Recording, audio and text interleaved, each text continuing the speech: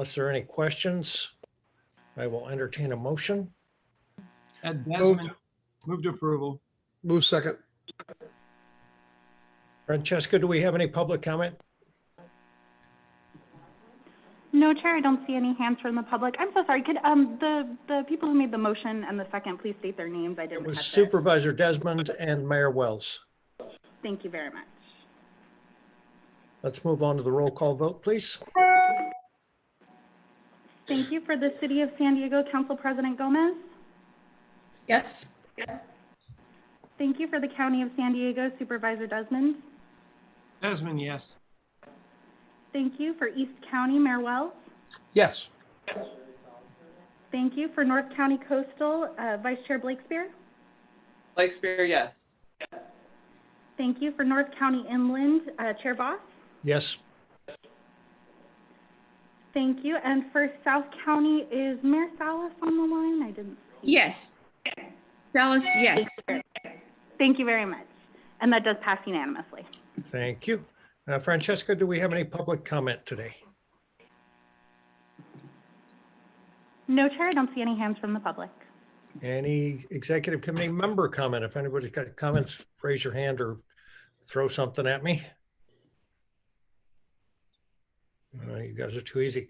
Hassan is not able to join us this morning for the executive director's report. Mayor Voss. Chair Voss. Yeah. Chair Voss, this is Georgette. I just want to take a brief moment, being that this is my last executive meeting with all of you, and I'll try to do the same with the next meeting that we have. But just, it's been a great pleasure, and really being part of this discussion and how the region should move forward. I know that we have had the differences at times, but I think the commitment that we all have for our region is definitely there, and it really has been a great pleasure serving with all of you. Thank you. Thank you, Council President. We're gonna miss you, your smiling face and your input. It's been a great pleasure working with you. Any further member comment? All right, as I said, Hassan is unable to join us this morning for the executive director's report. So we will move on beyond that to review the draft agendas. Victoria. Morning. For your draft December 18th Board of Directors meeting, we have item number 1, which are the meeting minutes, followed by public comments. Item number 3 is Policy Advisory Committee's chair's report, and item number 4 is the Executive Director's report. On your consent agenda, we'll be asking to move item 5 to a future date. Item number 6 is the draft 2021 Regional Transportation Improvement Plan. We'll be looking for an approved. This is coming up through the Transportation Committee. Item number 7 is the Fast Acts Performance Management Safety Targets. We'll be looking for an approve. Item number 8 is the Policy Advisory Action. Item number 9, the Transportation Development Act extensions for FY20 TDA audit. Item number 10 is the Executive Director's delegated actions. And item number 11 is meetings and events attended on behalf of SANDAG. Under reports, we have item 12, which is for information. This is the proposed 2021 series bond issuance. And Andre will be providing an update on the Transnet major corridors and EMP programs. There are 2 additional items that we would also like to add. One is related to the operations of the FSR 125, and a second one related to a closed session item related to lease agreements and ACE parking, both related to the pandemic. On the January 8th agenda, there are currently no items, but we'll work with leadership as this agenda develops. Report. Any questions? I just have a question on the closed sessions items. Are we going to be getting information ahead of time on these closed sessions? Because it's kind of frustrating when we don't have information and we're just kind of hit cold during closed session. So it'd be nice to get that information early, confidentially. Thanks. Noted, and we'll provide you with all the information. Thank you. Any other board comment? Francesca, do we have any public comment on that? No, Chair, I don't have any hands raised from the public. All right, looking for a I'll motion. go ahead and make the motion. Thank you, Mayor Salas. Second, anyone? I'll second. Thank you, Mayor Blakespear. Call on Francesca for the roll call vote. Thank you very much. For the City of San Diego, Council President Gomez. Yes. Thank you. For the County of San Diego, Supervisor Desmond. Yes. Thank you. For East County, Mayor Wells. Yes. Thank you. For North County Coastal, Vice Chair Blakespear. Yes. Thank you. For North County Inland, Chair Voss. Yes. Thank you. And for South County, Mayor Salas. Aye. Thank you. And that passes unanimously. Thank you. Moving on to item number 5, our monthly legislative status report. Robin Wapner. Good morning. Good morning, everyone. Quite a bit has happened since the last time we met with you, and your government relations team is very busy at work preparing for the next year. Lori and Hector are going to give us an update today on some of the changes happening at the regional and the federal levels. At the state level, though, I can let you know our legislative delegation remains almost exactly the same, with the exception of Chris Ward replacing Todd Gloria as our assembly member for the 78th district. Overall, California Democrats retained their massive supermajority in the state legislature, with Democrats on track to hold about 75% of the seats in both the Senate and the Assembly. In the Senate, the Democrats picked up 2 additional seats, and there's likely another one on the way, which means they'll probably have 31 of the 40 seats in the Senate. In the Assembly, the Republicans actually picked up a seat. However, the Democrats will still hold 60 out of the 80 seats there. Incoming legislature is scheduled to reconvene on December 7th for their organizational session. However, the real work's going to begin in January, while they'll have a little over a month to introduce all of their bills before the February 19th deadline. Given the current state of COVID, we are hearing there's likely going to be a push to limit bills to those that are focused on the response to the pandemic and economic recovery, but we'll be watching that closely and coming back to the executive committee in the new year to talk about our legislative program for 2021. In the meantime, we have started meeting with our legislative and agency officials in Sacramento to update them on all of the progress that we continue to make on our priority projects, including how SANDAG could serve as a model statewide on how we use data to really drive and inform our transportation planning. And I got to tell you, we're getting a really positive response from all of the folks that we're meeting with, from the Housing and Community Development Department to the Energy Commission, Office of Planning and Research, and the Governor's Office. They're definitely interested in seeing what we're doing here in the region and how we can partner together. So we're keeping our eyes open to see what sort of funding opportunities there may be there to work with the state on that. In addition, we're also closely watching which of our partners in Sacramento and statewide actually may end up in Washington, D.C., given the new administration. The strong relationships that we've been able to nurture and develop here are definitely going to be a huge resource to the agency if our friends end up in Washington, D.C., which is actually a great segue over to Lori to give us the federal update. Perfect. Thank you, Robin. So yes, at this point, we're all aware of the change in administration that's actively taking place right now. Before I get into that update, I wanted to start with the House and Senate races nationally. So for background, as a reminder, House seats are up for re-election every 2 years, while Senate seats are up for every 6 years, with a third of the Senate up for election every 2 years. So for the House, all 5 seats for the San Diego delegation have been announced at this point, with a 4-to-1 Democrat to Republican ratio. All incumbents for the San Diego region won their races. So that would be Representative Levin, Representative Peters, and Representative Vargas. Congressmember Sarah Jacobs will take over in the 53rd district seat. That was Representative Davis's old seat. And Darrell Issa, the lone Republican, will lead the 50th district. Your SANDAG team is making the rounds to check in with the incumbents, welcome new members, and acquaint ourselves with the new staff. Nationally, while the Democrats were planning a blue wave, looking to flip 12 to 15 seats in the House, they actually ended up losing a handful of seats. Republicans ended up gaining around 7 seats or so, giving Democrats a razor-thin majority. As for the Senate, while California did not have any Senate seats up for re-election, Governor Newsom will be naming Vice President Harris's replacement over the next couple weeks. So we will have a new office to work with on the Senate side. Nationally, a pair of runoff seat races for the 2 Georgia seats will take place on January 5th, which will solidify the fate of the Senate. All that's to say we could face the same type of balance of power we have seen over the last few years, but with an administration that is more amenable to transit, rail, clean energy, and emerging technologies.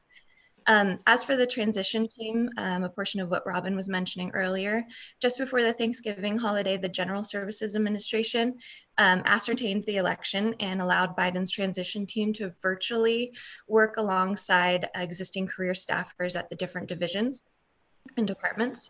Important to Sandag, the DOT transition team is led by the LA Metro Executive Director, Phil Washington, who's a close friend to the agency.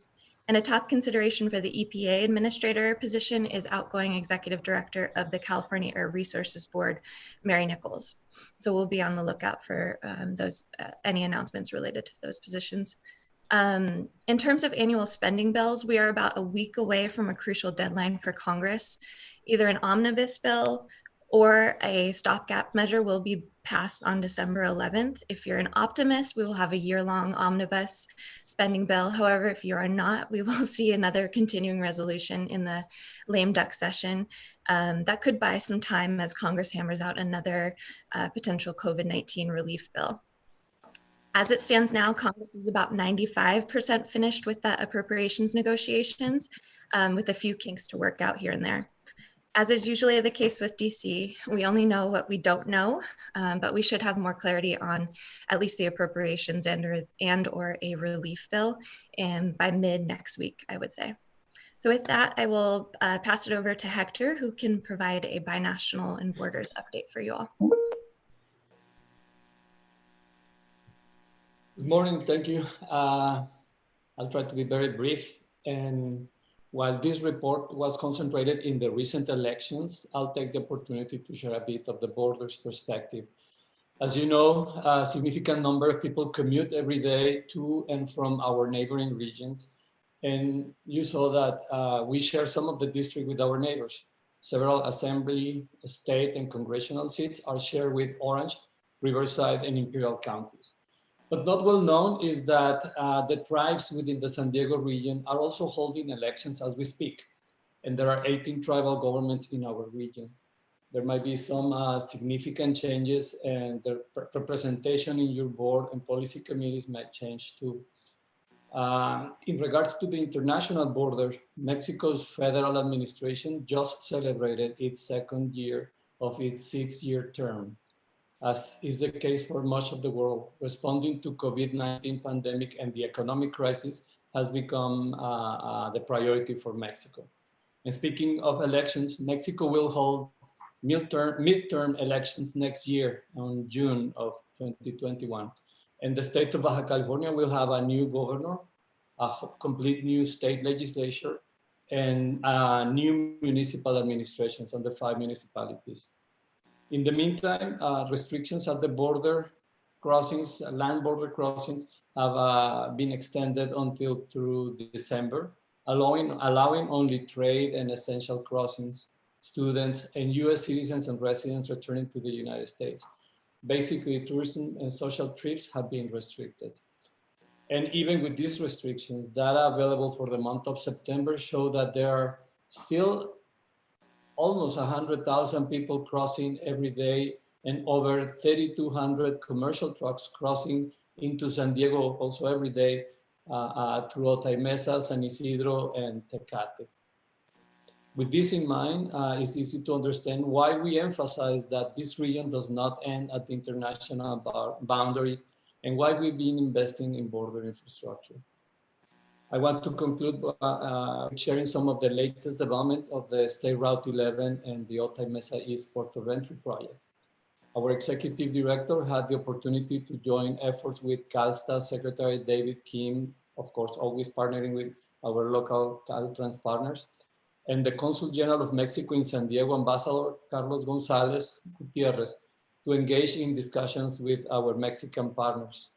Hassan met with Mexico's Secretary of Communication and Transportation, Mr. Jorge Arganis, as well as high-level officials from Aduanas or Customs and the Ministry of Foreign Relations. Also, our executive director has communicated in several occasions with the U.S. Ambassador to Mexico, the Honorable Christopher Landau. Even in this epidemic or pandemic, lots of things are happening. And with this, I conclude my report and will be glad to answer any questions. Thank you. Thank you, Hector and Lori and Robin. Do we have any questions from committee members?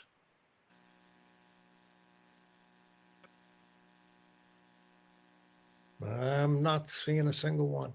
Francesca, do we have any public comment? I thought I raised my hand, Steve. Didn't see you, Serge.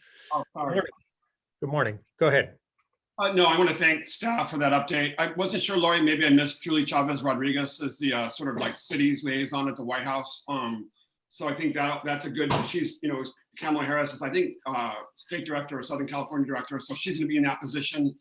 She knows San Diego really well, has been to IB, which is the most important thing, and is strong on border issues. But a couple of things. We had our first, I'm the chair of the coolest committees at San Diego, the shoreline preservation, you know, beach stuff, and then Baja stuff, borders.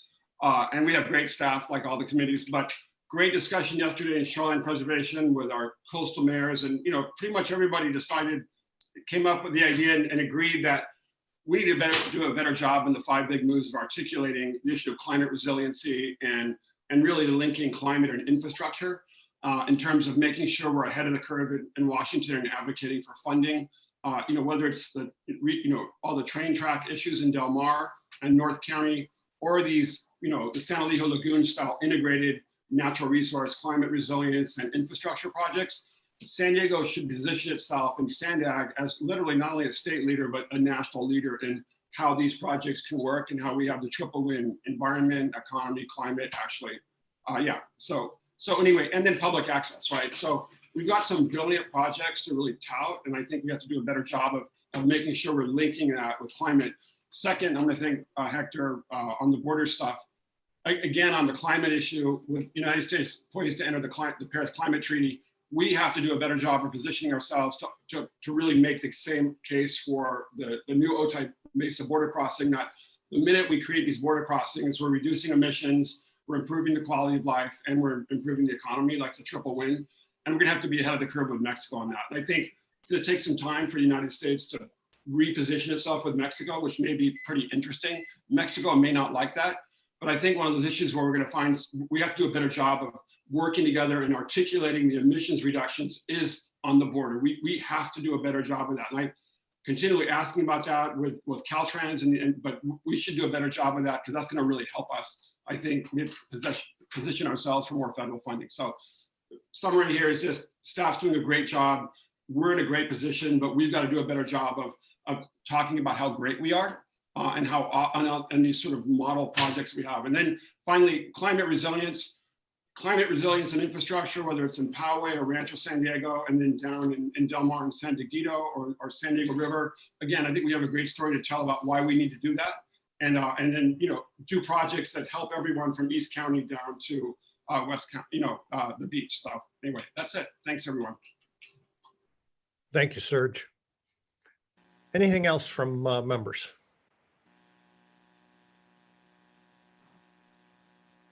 All right. Francesca, do we have any public comment? No, Chair, I don't see any hands raised. All right, that was an information item only. Francesca, do we have any continued public comment?